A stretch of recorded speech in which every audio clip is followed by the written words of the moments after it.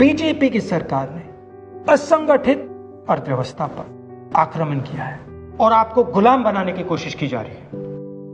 2008 में जबरदस्त आर्थिक तूफान आया, पूरी दुनिया में आया, अमेरिका में, जापान में, यूरोप में, चाइना में, सब जगह आया।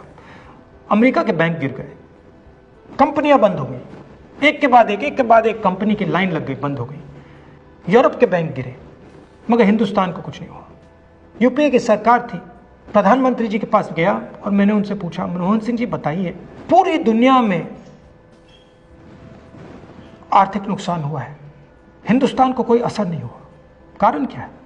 मनमोहन सिंह जी ने कहा, राहुल, अगर हिंदुस्तान की अर्थव्यवस्था को समझना चाहते हो तो यह समझना होगा कि हिंदुस्तान में दो अर्थव्यवस्थाएं हैं।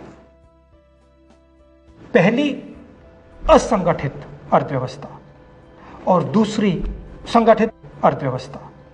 संगठित अर्थव्यवस्था में बड़ी कंपनियां, नाम आप जानते हो।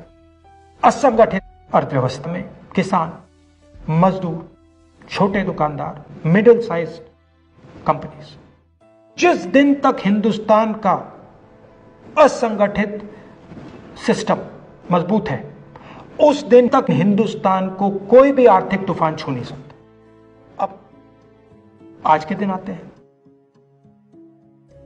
पिछले 6 साल से बीजेपी की सरकार ने असंगठित अर्थव्यवस्था पर आक्रमण किया है। 3 बड़े उदाहरण तो मैं आपको अभी दे देता हूं। नोटबंदी, गलत जीएसटी और लॉकडाउन।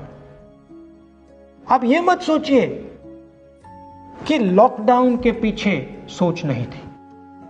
यह मत सोचिए कि गलती से आखिरी मिनट पे लॉकडाउन कर दिया गया है। इन तीनों का लक्ष्य हमारे इनफॉर्मल सेक्टर को खत्म करने का है।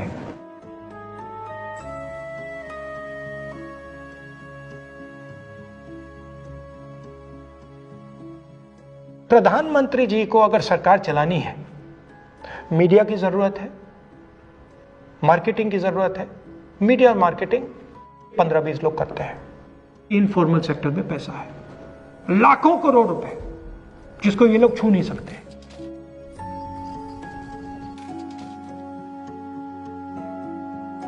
इसको ये लोग तोड़ना चाहते हैं, पैसा लेना चाहते हैं।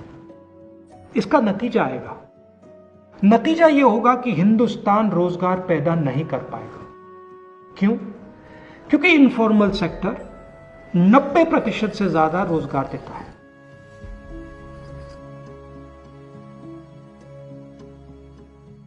जिस दिन इनफॉर्मल सेक्टर खत्म हो गया, नष्ट हो गया, उस दिन हिंदुस्तान रोजगार पैदा नहीं कर पाएगा। आप ही इस देश को चलाते हो, आप ही इस देश को आगे ले जाते हो, और आपके खिलाफ साजिश हो रही है। आपको ठगा जा रहा है और आपको गुलाम बनाने की कोशिश की जा रही है। हमें इस आक्रमण को पहचानना पड़ेगा और पूरे देश को मिलकर इसके खिलाफ लड़ना पड़ेगा।